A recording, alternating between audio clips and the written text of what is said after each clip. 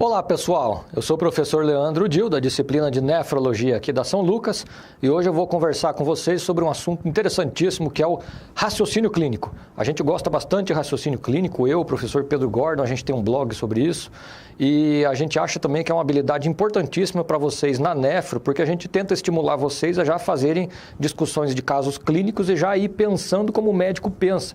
Então vamos tentar falar um pouquinho sobre os fundamentos do raciocínio clínico aqui nessa aula, para tentar fornecer para vocês algumas ferramentas aí para facilitar um pouquinho essa discussão de casos. Vamos embora?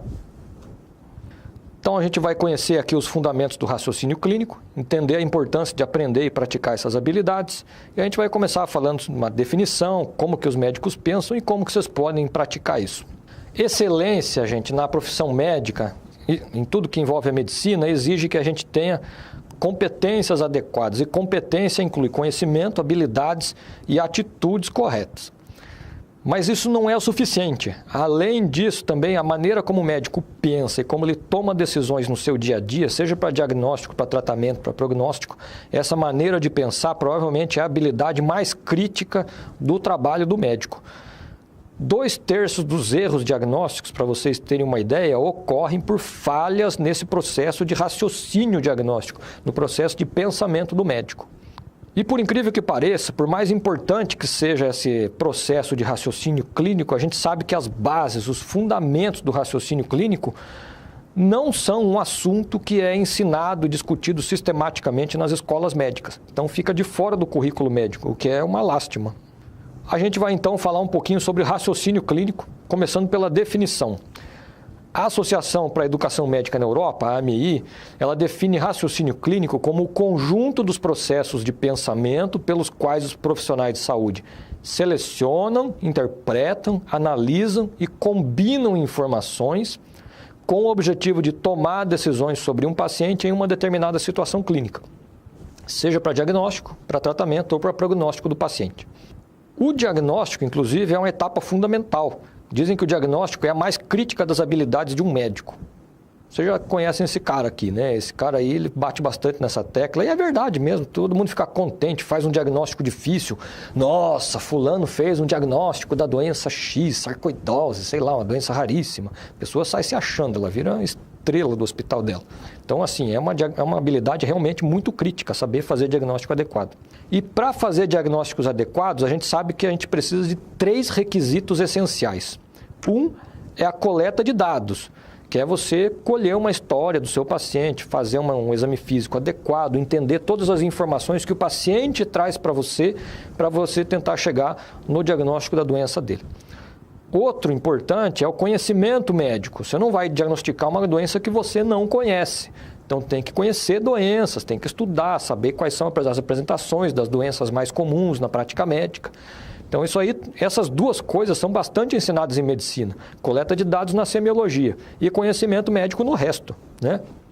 O que não tem na faculdade é o terceiro componente aqui do processo diagnóstico, que é o raciocínio clínico, é aquilo que acontece dentro da cabeça do médico, que faz ele ligar a história do paciente com a doença que ele tem na cabeça. E ele precisa desenvolver um raciocínio para conseguir ligar essas 2 pontas. Esse raciocínio, essa ponte, não é ensinado na faculdade, pelo menos na maioria das faculdades. No entanto, o raciocínio clínico, como qualquer outra habilidade, ele pode ser aprendido, pode ser praticado e pode ser ensinado. Então, a gente tem que fazer um esforcinho para praticar isso aí, desenvolver isso para ser um bom médico no futuro.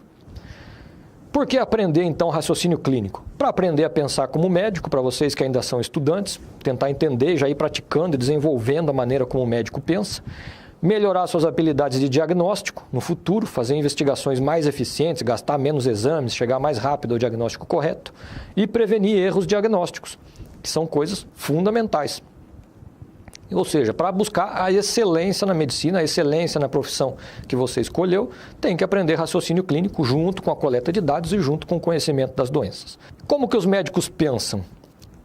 Então, vamos lá. A gente tem muito nítido hoje a teoria do processo dual, que foi desenvolvida por 2 psicólogos na década de 70, o Kahneman e o Tversky, que eles chegaram à seguinte conclusão: a gente tem 2 sistemas de pensamento na nossa cabeça trabalhando o tempo inteiro para ajudar a gente a tomar decisões. Um é o sistema 1. O sistema 1 é a intuição, é o feeling. Então ele é aquele processo de pensamento rápido, automático e intuitivo. Você bate o olho num gato, você sabe que é um gato. O sistema 2, ele é mais demorado, é quando a gente não acha uma resposta com o sistema 1, não tem a resposta pronta, não reconhece imediatamente a resposta. Então você precisa pensar um pouco mais sobre aquilo. Aí vai juntando as peças, vai raciocinando. Então é um processo lento, deliberado e analítico. Esse é o sistema 2. Para a maior parte das coisas na vida, a gente usa o sistema 1, que responde 90% das decisões que a gente toma no dia a dia. Mas tem algumas decisões mais complicadas que a gente precisa apelar para o sistema 2. Vou dar um exemplo aqui. Essa imagem, quem já viu essa doença alguma vez na vida, já vai reconhecer isso aqui de cara. Isso aqui é um herpes zoster. Pela característica da lesão, a pessoa já reconhece a imagem, já fala, isso é um herpes zoster. Sistema 1, não precisa pensar para fazer esse diagnóstico. Diferente desse aqui, daí já são lesões diferentes, numa distribuição diferente, talvez uma doença que o médico não tenha muito contato, não tenha experiência, e aí ele vai ficar meio em dúvida, vai ter que raciocinar, pensar, mas é uma pápula amarela, que será? Causas de pápula amarelada no antebraço, e aí vai ter que às vezes buscar inclusive a literatura, ler, estudar a respeito para chegar a um diagnóstico para esse paciente, então não é tão rápido, tão fácil. Quando a gente acha a resposta com o sistema 1, a gente para no sistema 1, que não exige esforço nenhum, é só reconhecimento de padrão. Mas quando a gente não acha, a gente apela para o sistema 2, que talvez até dê respostas mais corretas, mas ele requer tempo e requer energia, então ele cansa, por isso que a gente não usa ele o tempo inteiro. Então é isso aqui que acontece na vida. Você está diante de um paciente, se você bater o olho, né, tem um processador de padrões na nossa cabeça. Bateu o olho, reconheceu, já vi isso antes? Então, você vai usar só o sistema 1, raciocínio intuitivo, faz o diagnóstico e para por ali. Se você não reconhecer, aí você vai ter que pensar mais um pouco, então vai precisar mais tempo, mais energia. Então, aí você vai usar o sistema 2, o raciocínio analítico. E você pode passar de um para o outro quando tem dúvida. Por exemplo, sistema 1, você fez um diagnóstico, mas não está respondendo do jeito que você queria, apareceu uma informação que não encaixa, aí às vezes você muda para o sistema 2 para pensar o que mais pode ser. Então é isso aqui que a gente faz no dia a dia. A partir da história do paciente, da coleta de dados, a gente faz uma representação do problema na nossa cabeça, gera hipóteses para explicar aquele problema, e aí a gente vai procurar scripts de doenças, que nada mais são do que aquele filminho que representa a doença. Ah, já vi esse filme antes.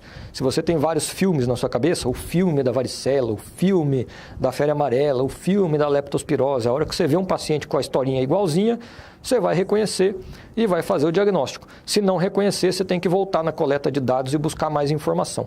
E tudo isso também sofre influência do conhecimento do médico, do contexto que ele está atuando, se é um caso grave ou tranquilo, se é no ambulatório, no pronto-socorro, e da experiência, lógico. Quanto mais experiente o médico, mais scripts de doenças ele tem na cabeça, então mais fácil é o diagnóstico em geral. Dá para aprender raciocínio clínico? Dá, claro que dá. A grande questão é como. Como que a gente faz para aprender raciocínio clínico? Como que vocês podem aprender e praticar essa habilidade importantíssima? Para aprender raciocínio clínico, você precisa aprender a fazer uma boa história, um bom exame físico. Não tem jeito, a coleta de dados é um dos componentes essenciais do diagnóstico. Então não dá para fugir de aprender uma boa semiologia. Estudem semiologia, pratiquem aí, moçada, que isso é fundamental.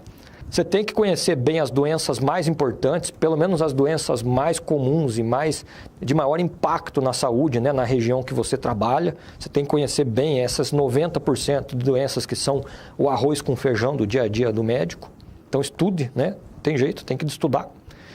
Tem que construir experiência, então assim, tem que atender paciente. A forma de construir experiência é vendo muito paciente, vendo muita doença, tocando muita ficha, isso também não tem como fugir.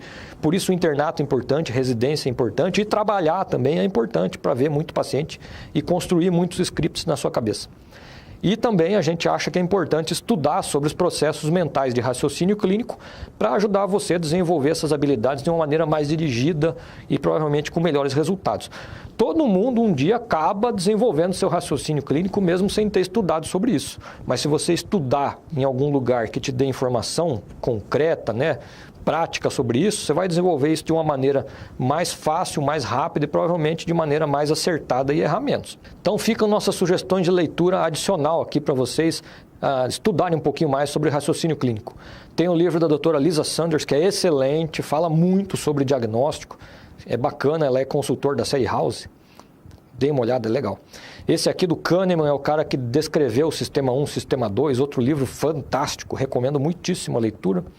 E não esquecer que a gente tem um blog também, eu e o professor Pedro, mais um colega de Londrina, a gente tem um blog chamado Raciocínio Clínico, que é sobre os processos de raciocínio clínico diagnóstico. Vale muito a pena também vocês acompanharem. Entrem lá, é raciocinioclinico.com.br.